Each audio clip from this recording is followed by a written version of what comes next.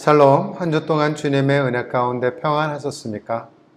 오늘도 주님이 주시는 말씀을 깊이 묵상해 보시면서 하나님께서 우리에게 원하시는 삶이 무엇인지, 또 우리의 신앙의 결단을 어떻게 내려야 될 것인지 깊이 생각해 보는 시간을 가져보도록 하겠습니다.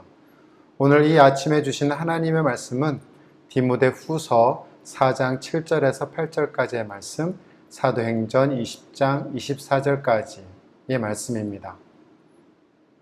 우리 함께 합독하도록 하겠습니다. 디모데 후서 4장 7절에서 8절까지의 말씀. 나는 선한 싸움을 싸우고 나의 달려갈 길을 마치고 믿음을 지켰으니 이제 후로는 나를 위하여 의의 면류관이 예비되었으므로 주 곧 의로우신 재판장이 그날에 내게 주실 것이며 내게만이 아니라 주의 나타나심을 사모하는 모든 자에게로니라. 사도행전 20장 24절 말씀.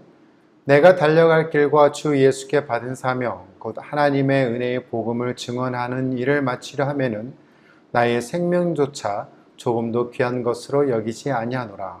아멘. 오늘날 이 지구상에 일어난 많은 일들 가운데 자연재난이나 우연한 사고, 질병이나 전염병으로 죽으신 분들이 많이 계시죠. 또 미얀마의 민주화 운동을 하다가 군경의 총칼에 목숨을 빼앗긴 고결한 목숨도 있습니다.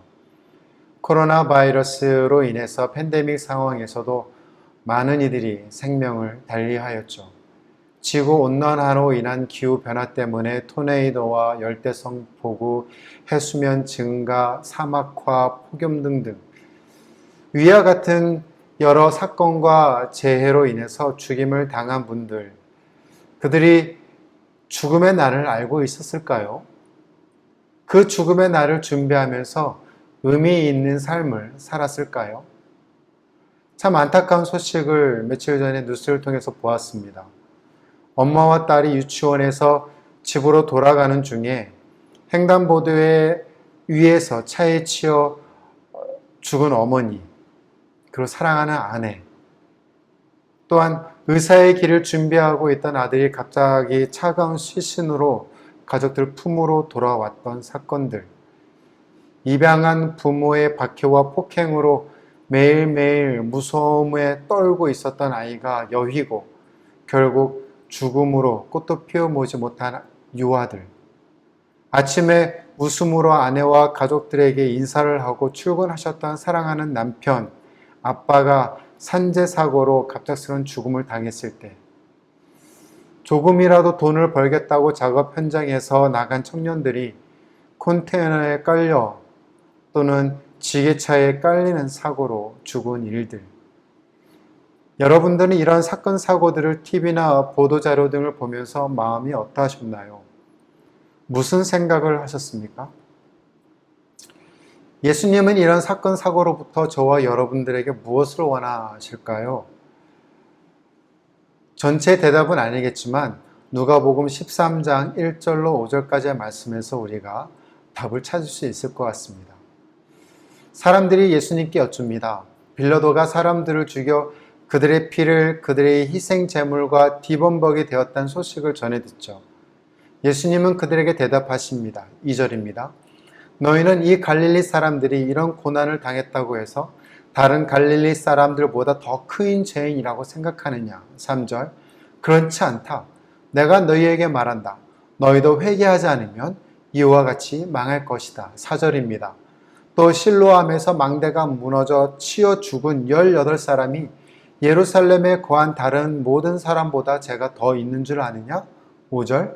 너희에게 이르노니 아니라. 너희도 만일 회개하지 아니하면 다 이와 같이 망하리라. 예수님께서는 감정적으로 그 사건을 보지 말라고 말씀하시면서 현실적으로 그 문제를 직시하라고 말씀하신 것입니다. 그게 뭡니까? 하나님에 대해서, 죄에 대해서, 그리고 심판과 구원에 대해서 말이죠.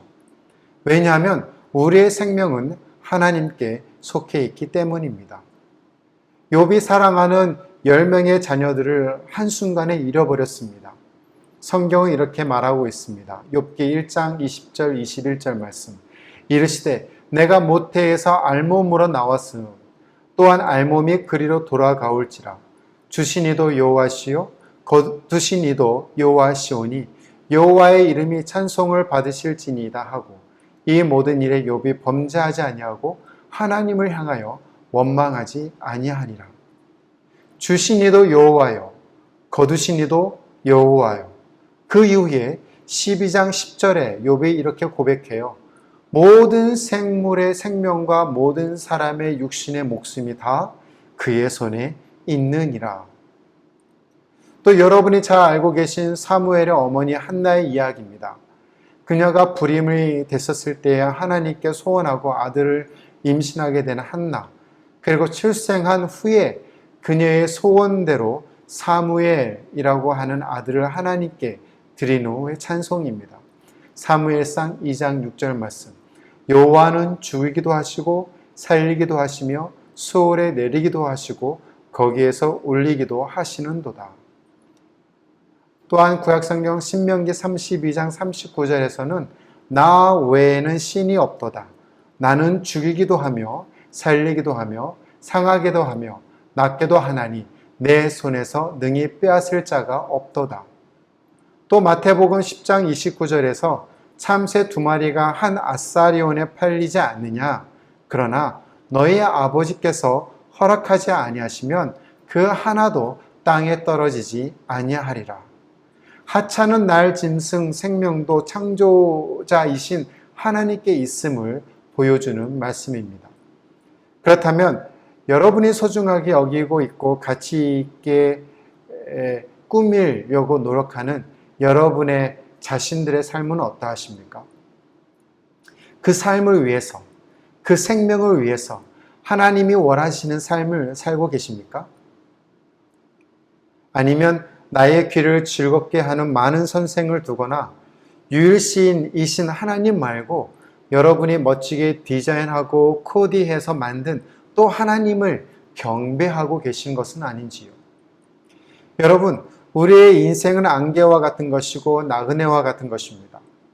한 번 죽음으로 인생이 끝나는 것이 아니라 그 후에 영원한 생명이 있기에 이 땅에서의 삶은 본 경기에 투입되기 전에 연습하는 연습장이요 훈련장과 같은 곳이죠. 여러분은 지금 소중하게 여기고 있는 그 무엇 뒤에 그 다음이라는 단어를 넣어가면서 생각해 보신 적이 있으십니까? 한 청년이 캠퍼스에서 강의실을 향해 바삐 달려가고 있었습니다. 이것을 본 교수님이 같이 뛰면서 물어보았어요. 이보게 청년 왜 그렇게 바쁘게 뛰어가는가? 예, 교수님 수업 시간이 다 되어서요. 공부는 왜 하는 건가? 교수님이 물었죠. 그 학생이 이렇게 대답합니다. 졸업하기 위해서요. 졸업한 후에는 뭘 할 것인가? 취직해야죠. 그 다음엔 뭘 할 것인가? 질문이 점점 어려워져 가니까 학생의 대답이 빨리 나오지 않았습니다. 결혼해야죠. 그 다음은 출세해야죠. 그 다음은 늙어야지요. 그러면 청년은 지금 늙기 위해서 이렇게 바삐 뛰어가고 있는 것인가? 이때 청년은 발걸음을 멈췄습니다. 그리고 교수님이 다시 물었습니다. 그 다음은 죽어야지요. 그러면 청년은 오늘도 이렇게 바쁘게 가는 것이 죽기 위해서 뛰고 있다는 것을 알고 있는가? 청년은 대답이 없었습니다. 이때부터 죽음을 생각하고 새로운 인생을 살게 되었습니다. 이 청년이 바로 미국의 대부흥을 일으켰던 찰스 피니 목사님이십니다. 철학자 헤겔은 말하기를 인간은 죽기 위해 태어났고 죽기 위해 살고 있으며 죽음의 종착역으로 달려가고 있는 존재라고 했습니다. 여러분은 죽음을 알고 살고 계십니까? 죽음을 기억하고 살고 계십니까? 죽음을 준비하고 살고 계십니까? 무슨 이야기입니다. 사형수가 사형 집행을 받으러 가다가 물기가 있는 바닥에 미끄러져 넘어졌어요. 다행히 다치질 않았습니다. 그때 사형수가 털털 털고 일어나면서 하는 말이 아이고 죽을 뻔했네 그랬답니다. 그 사형수가 사형대에 올라가면서 의자를 밟고 올라가다가 실수로 의자를 헛디뎌서 넘어졌어요. 이때 사형수가 이렇게 얘기했습니다. 아이고 진짜 죽을 뻔했네. 죽음이 앞에 있으면서도 죽는다는 것을 실감이 나지 않죠. 죽을 준비가 되어 있지 않기 때문입니다. 어느 한 가족이 해수욕장에 놀러 갔어요. 아들과 아빠가 파도를 타는 재미에 한참 시간을 보내고 있는데 자꾸 깊이 들어가고 있는 아들의 모습을 본 어머니가 불안해서 그 아들을 불렀습니다. 그리고 그 아들을 꾸짖기 시작했어요. 그랬더니 그 아들이 불만 가득한 표정으로 엄마에게 투덜거렸습니다. 엄마, 왜 아빠는 깊은 곳에 들어가도 말리지 않으면서 왜 나만 갖고 그러시는 거예요? 라는 거였죠. 그때 엄마가 대답하기를, 녀석아, 아빠는 생명보험에 들었잖니? 라고 했답니다. 생명보험에 들면 죽지 않습니까? 보험에 들면 죽음을 준비하는 것입니까? 오늘은 젊은이에게도 결코 예외일 수 없는 죽음, 모든 이들에게 결코 남의 일이 아닌 죽음을 생각하면서 죽음을 어떻게 생각하고 어떻게 준비하고 어떻게 살아갈 것인가 라는 것을 묵상해 보도록 하겠습니다. 오늘 믿음의 자녀인 디모데에게 바울은 자기를 본받을 것을 당부하면서 이 글을 씁니다. 디모데 후서 4장 7절 말씀. 나는 선한 싸움을 싸우고 나의 달려갈 길을 마치고 믿음을 지켰으니. 사도 바울의 인생은 어떠했나요?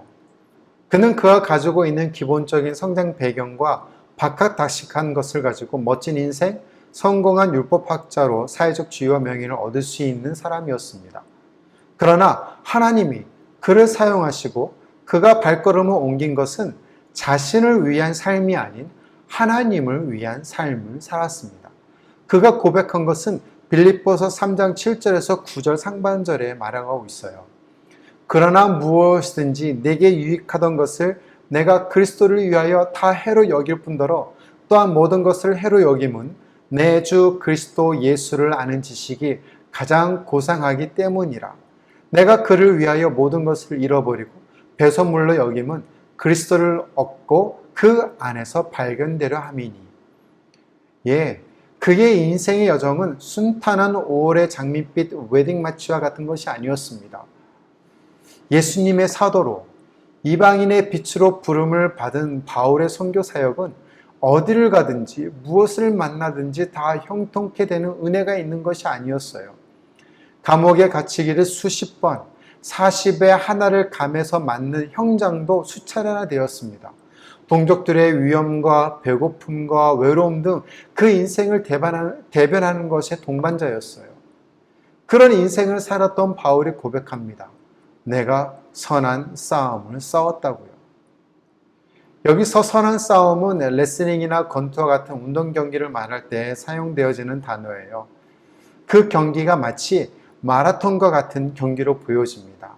나의 달려갈 길을 다 마치고 42.195km를 끝까지 달리는 사도 바울을 한번 그려보십시오. 그것이 예수님께서 바울에게 주신 사명이었습니다. 이 말씀은 바울이 사역을 감당하기 위해 애쓰며 살아온 전 생애를 상징하는 표현이라고 볼 수 있어요. 그리고 그 결과는 의의 면류관, 주님께서 인정해 주신 의의 면류관.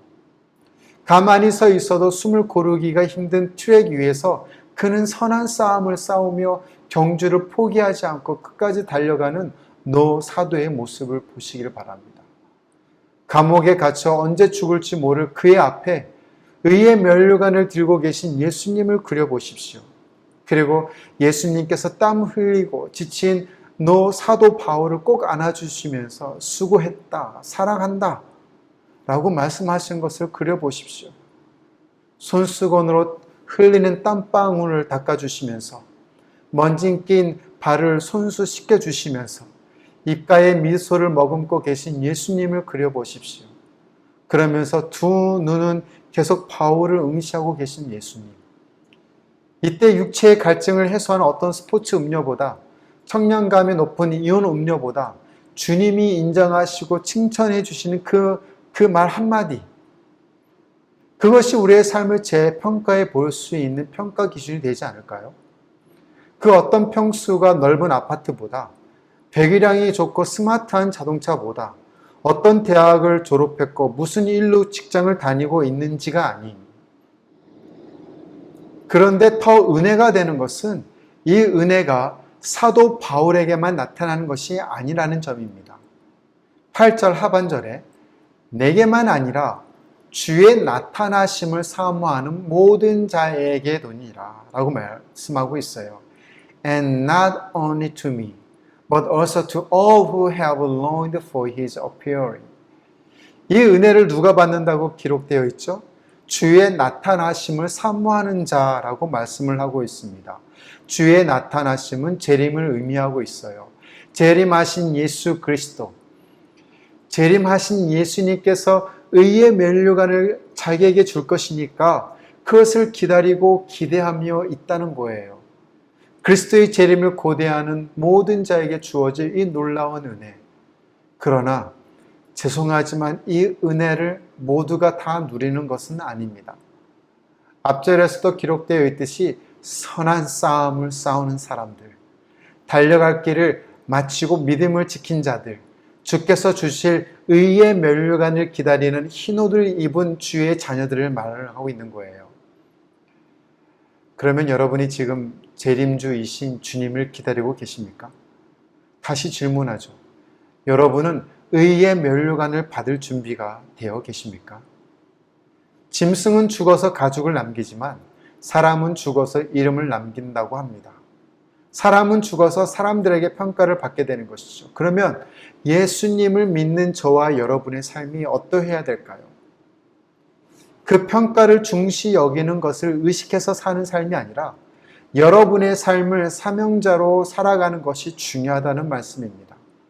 사명자는 사명을 받은 것에 대해서 충성되게 그 일을 감당하는 자입니다. 사명자는 그 일에 대해서 사명을 주신 분에게 칭찬을 받기 위해 일을 하지 않습니다.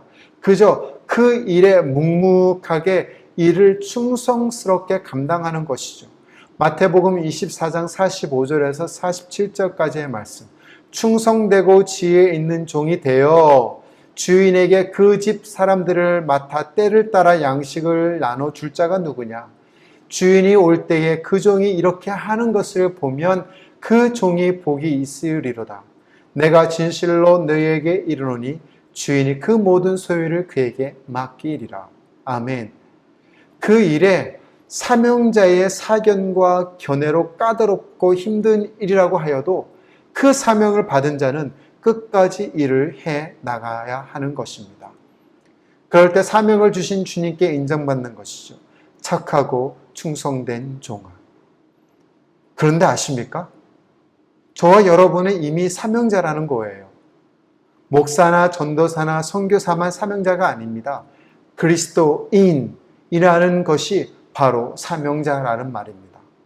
그 사명자의 자세는 어떠한지 다른 본문을 통해서 살펴보도록 하죠. 사도행전 20장 24절의 말씀입니다. 내가 달려갈 길과 주 예수께 받은 사명 곧 하나님의 은혜의 복음을 증언하는 일을 마치려 하면은 나의 생명조차 조금도 귀한 것으로 여기지 아니하노라. 사명자의 자세가 뭐라고요? 예수님의 제자 중에 한 사람, 사명자, 이방인의 빛으로 부름을 받은 사명자, 그는 사도 바울이기 전에 바로 그리스도인이었습니다. 그는 끊임없이 오로지 주를 위해 충성했는데 불구하고 그 결과가 나타난 것이 무엇이죠? 결박과 환난이 기다리고 있는 상황이었습니다. 그런데 본문은 이런 현실 앞에서 바울이 어떤 태도를 취했는가를 보여주고 있습니다. 즉 결론적으로 자기 생명을 조금도 귀한 것으로 여기지 않는다는 것이에요. I consider my life worth nothing to me. I think 라고 표현하지 않았습니다. I consider 라고 표현을 했어요. consider라는 말은 깊이 생각했다는 거예요. 생각하고 또 생각하니까 이런 거구나 라고 깨달은 표현입니다. I consider my life worth nothing to me.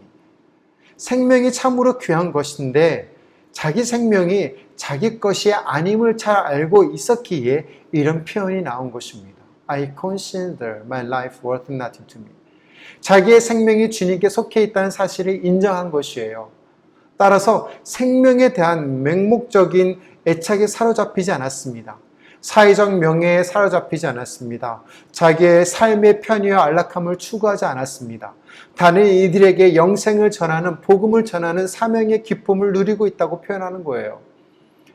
자신의 생명을 관심받게 둠으로써 자기가 존재하고 있는 그 거룩한 인생의 목적을 완성하려고 하는 것입니다. 여러분은 어떠하십니까? 다시 말씀드립니다. 사도 바울은 예수님의 제자이기 전에 그리스도인이었습니다.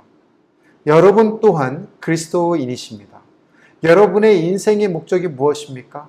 예수를 믿는 한 그리스도인인 바울에게 있어서 죽느냐 사느냐 그것이 중요한 문제가 아니었습니다.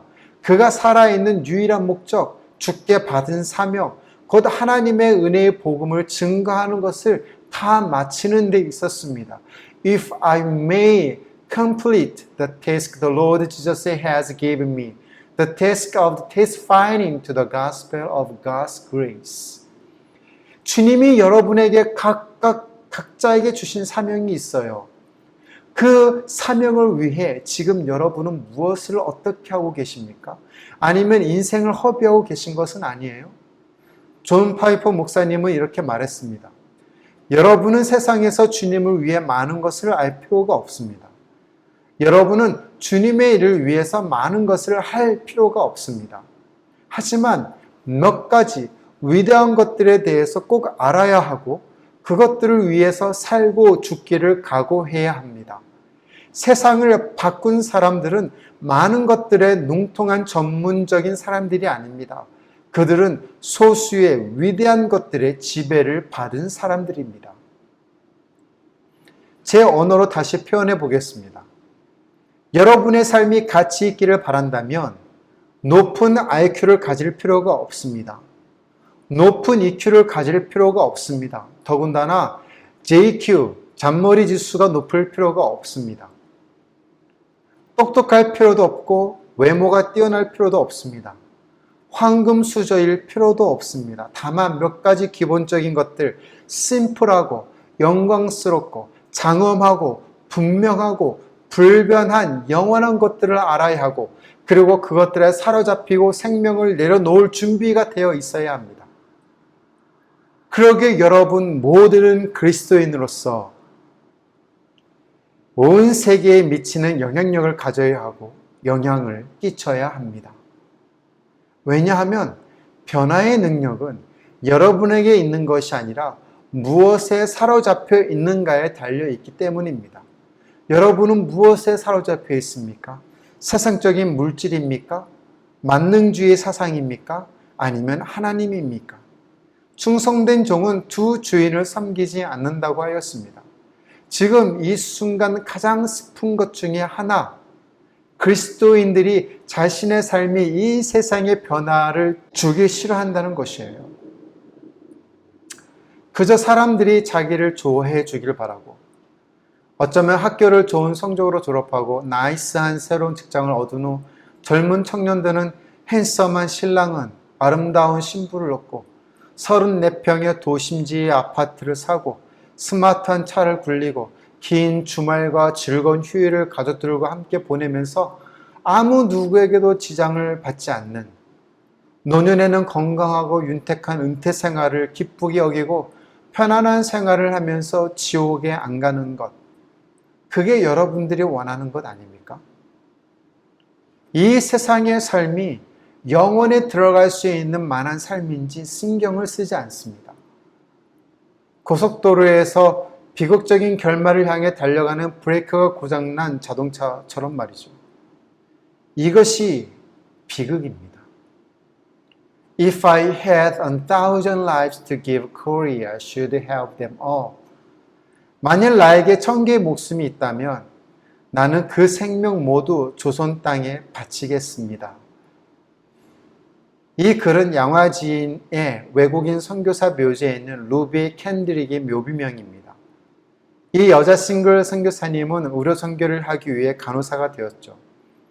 가면 죽는 위험한 나라라고 인식되었던 조선 땅에 병들고 가난한 자들을 위해 치료와 복음을 전한 사명으로 배에 올랐습니다. 그러나 막상 긴 백길에서 풍토병을 얻었고 1908년에 조선에 오자마자 며칠 안 되어서 순교하게 되었습니다. 그녀의 입술에서 예수님의 복음이 전해지지 못했고 그녀의 의술로 병든 자가 치료받지 못했지만 그녀의 이런 글을 남기게 된 것입니다. 이게 루비 선교사님의 인생의 비극입니까? 독일 선교사와 그의 동료들의 순교의 사건이 있었습니다. 2007년 4월 18일 수요일 오전 10시경 터키 중동부에 있는 도시 말라티아에 있었던 실화입니다. 성경 배포와 CCC 문서 사역을 하는 기독교 출판사에 5명의 무슬림 청년들이 예배드리기 위해 들어왔습니다. 이슬람의 과객단체인 타리카의 일원인 이들은 20세 전후의 젊은 청년들이었죠. 3개월 전부터 선교사님들과 함께 성경 공부와 성경 배포를 하며 기독교에 관심을 보이며 접근을 했습니다. 수개월 전부터 이미 살해 계획을 가지고 있었죠. 이들은 총으로 위협해 형제들을 의자에 묶은 다음 예수 그리스도를 부인하고 알라를 최고의 유일신으로 받아들일 것을 강요하고 칼로 고문하기 시작했습니다. 총과 칼, 줄과 수건으로 준비한 이들은 형제들을 잔인하게 고문하면서 이 모두를 핸드폰 카메라에 녹화했습니다. 네잔틴 형제는 99번을, 독일 선교사인 틸만은 156번이나 칼에 찔렸으며 우르 형제는 찔린 횟수를 셀 수 없을 만큼 많이 찔렸다고 합니다. 그들의 형제 손가락 하나하나 잘라냈으며 코와 입과 항문까지 칼집을 내어버려 놓았고 형제들의 배에서 창자를 꺼내 다른 형제들을 보는 앞에서 조각을 냈습니다. 네잔틴 현지인 사역자는 순교 당시 36살, 부인과 2 자녀가 있었으며 우르 현지인 사역자는 32세로 미혼이었습니다. 나는 우리 민족에게 하나님의 참다운 사랑을 전하다가 죽을 준비가 되어 있습니다. 라고 고백을 했다고 합니다. 또 독일 선교사인 틸만 형제는 자녀 셋을 거두는 행복한 가정의 가장이었습니다. 순교한 형제들을 가장 힘들게 한 것은 자기 형제들이 고통을 당하며 죽어가는 것을 봐야만 하는 것이었어요. 3시간 동안 잔혹한 고문에도 불구하고 아무도 예수 그리스도를 부인하지 않았습니다. 형체를 알아볼 수 없을 정도로 난도질 당한 형제들은 결국 모두 목이 잘려 순교했습니다. 여러분에게 질문하고 싶습니다. 이것이 비극입니까? 한 가지 목적을 두고 자기들의 인생을 내건 사람들, 그 목적의 이유는 바로 예수 그리스도의 이름이 가난한 자와 병든 자와 예수를 영접한 자들의 입술을 통해 찬송받는 것, 가장 어려운 지역에서 말이죠. 다시 타임머신을 타고 1908년 조선으로 돌아가 볼까요? 그리고 2007년 4월 18일 수요일 오전 10시로 돌아가 보죠. 그때 여러분은 그날, 그 시간에 무엇을 하고 계셨는지 기억나십니까? 혹시 변변치 않은 것을 위해서, 썩어져 없어질 것에 대해서, 삶의 질을 높이기 위해서 애쓰고 계시진 않았습니까? 그러나 그 시간, 그 순간에 죽음으로 영원한 삶으로 나가란 그리스도인들이 있었음을 기억하십시오. 이것이 비극입니까? 아닙니다. 이것은 비극이 아닙니다. 인생의 비극이 무엇인지 읽어드리죠. 인생의 비극은 목표에 도달하지 못한 것이 아니라 도달할 목표가 없는 데 있습니다. 꿈을 실현하지 못한 채 죽는 것이 불행이 아니라 꿈을 갖지 않은 것이 불행입니다. 새로운 생각을 하지 못한 것이 불행이 아니라 새로운 생각을 해보려고 하지 않을 때 이것이 불행입니다.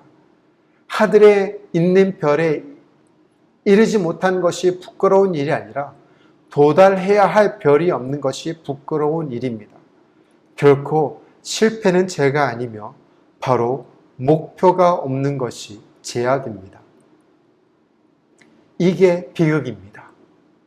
인생의 비극이란 목표를 이루지 못한 것이 아니라 아무런 목표도 없이 살아가는 것이라고 벤자민 메이스가 말을 하였습니다. 1988년 6월 리더스 다이제스트의 잡지에 소개된 내용입니다. 기사 제목은 일은 시작, 일은 은퇴라는 제목이었어요. 복과 페니는 보통 쪽에서 5년 일찍 은퇴를 했습니다.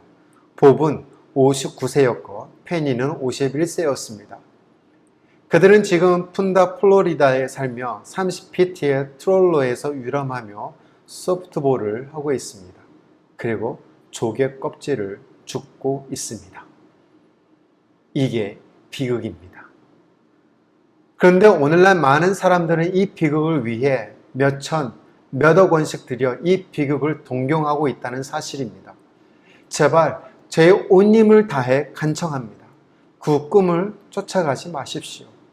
호화스러운 전원주택, 고가의 요트를 타며 유람하며 이른 아침부터 골프를 치러 다니고 즐거운 은퇴 생활을 누리면서 조개 껍질을 수집하는 것, 그것들이 우주의 창조자여 심판자이신 주님 앞에 서기 전까지 여러분의 삶이 아니기를 바랍니다.